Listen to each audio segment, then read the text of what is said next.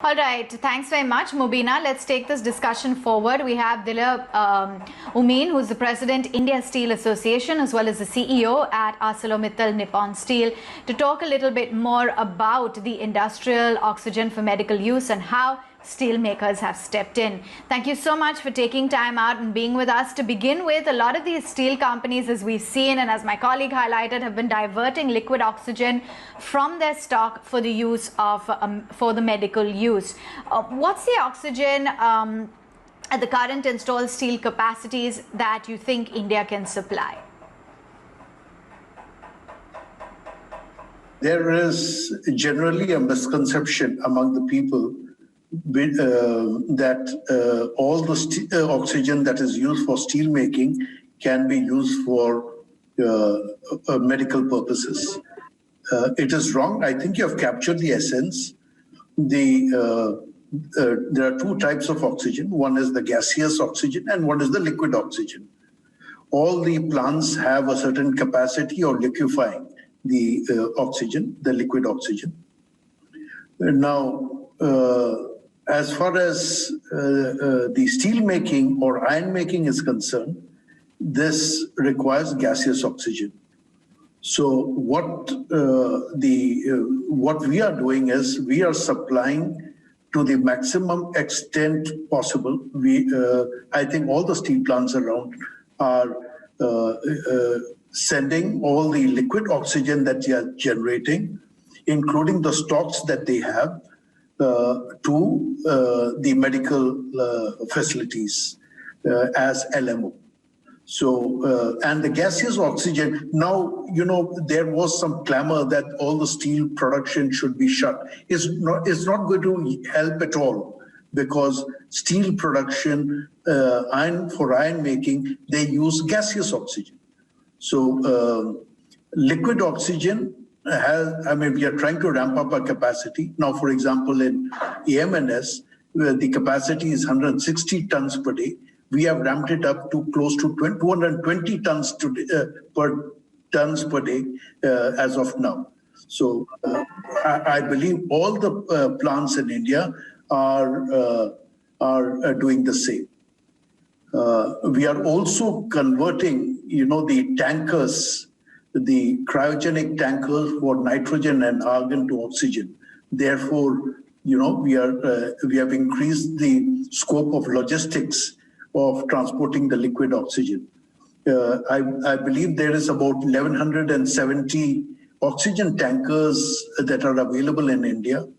Now, along with the oxygen and along with the nitrogen and argon tankers, we should be able to reach about 2,000 tankers, which will greatly help the situation.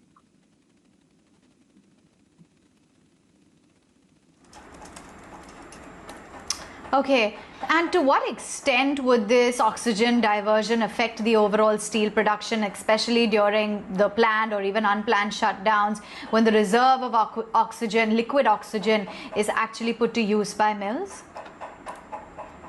As long as the the plants must have half a day's consumption as a thumb rule, for safety stock. Now, all the generation, all the excess stock can be, like EMNS has done, we have given all the stock that we have except for that minimum safety stock. So it has negligible effect on the production. Yes, some curtailment, very limited curtailment can happen, but it's negligible. It does not affect the steel production or the iron making.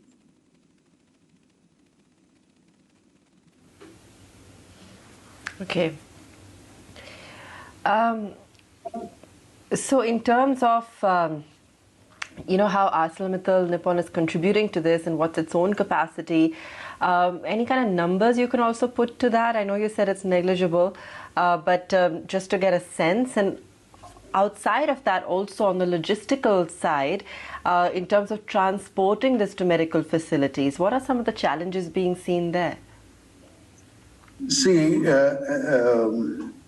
what is happening is that the steel plants are producing about 3,500 tons of LMO per day. Now, this has to be transferred to all corners. I think the government has done well in mobilizing the Air Force, the railways to transport the oxygen to where it is needed. In addition, I must also say that, we have come up with lateral thought, absolutely out of the box.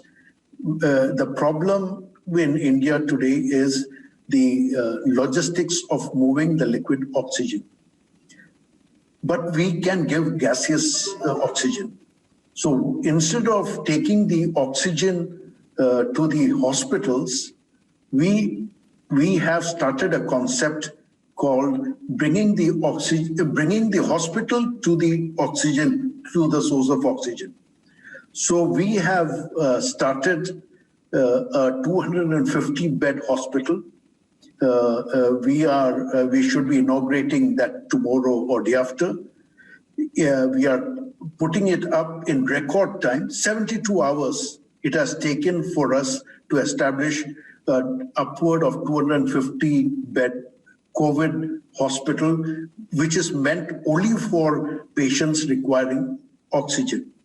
And roughly about 20% of the 15 to 20% of the COVID patients get admitted to the hospital. So if each of the plants do that, let's say 33, 35 generating centers,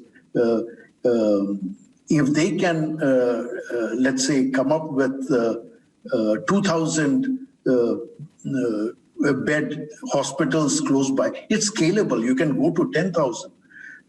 It'll take care of a lot of the challenges that we are facing today.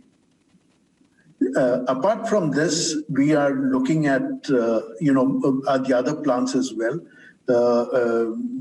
They are importing cryogenic tanks and importing cylinders.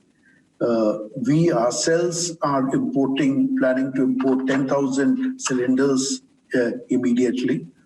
We are also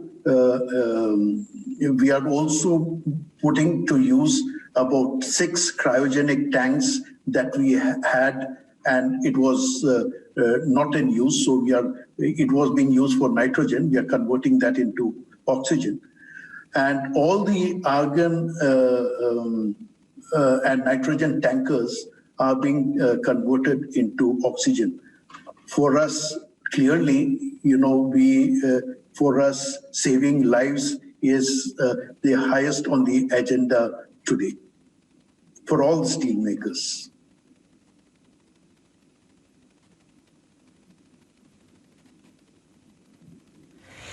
Okay, of course, and it's amazing the kind of work that you're doing at the moment. From an industry point of view, and since all industries, yours included, have been banned from using O2 right now, do you see this affecting user industries, for example, metal forging?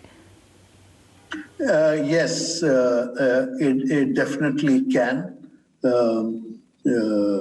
and it will. But then, at least until we ramp up the production of oxygen, saving lives is more important. Let's say 6 weeks, we should be able to cope. Unless they also have a provision of gaseous oxygen, which cannot be liquefied, then it's another matter. But if they're using liquid oxygen, certainly it must go to the COVID patients first.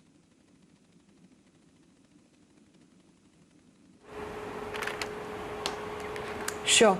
Dilip, how is it that you're seeing the supply and demand for steel in India being impacted because of this spike in the second wave? See, there could be, see, as of now, there is absolutely no sign. There is after the V-shaped recovery in the economy, especially in the steel consumption, the demand is very high as of now. But but we'll have to watch the situation, how this pandemic develops. If we are able to contain the onslaught of this pandemic, then we should be okay. We should be okay. But as of now, there is no abatement in the demand. It's very strong. The other thing I wanted to talk about was also pricing. Considering, Chinese steel prices are still at a record high, how is it that you see the current scenario in India affect prices in India versus, what international prices are currently at? See, if you look at the prices in the domestic market, it is still much lower than either the EPP, IPP, or international prices. So no one should be saying that our steel prices are very high. In fact, we are much lower than the international market.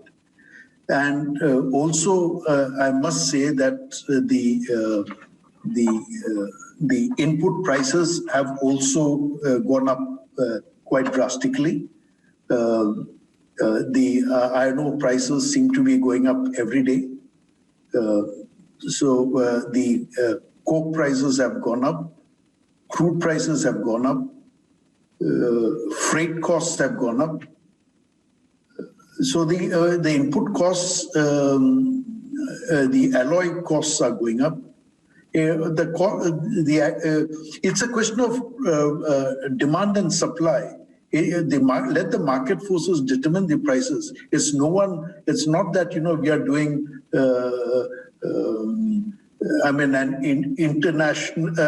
An intentional increase of price just to maximize profits. That's not the case.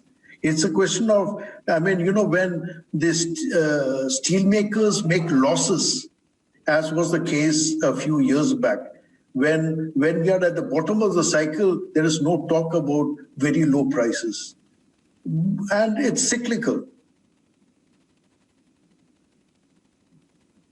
So now the prices, steel prices that are much lower than the international prices, I don't think anyone should be complaining.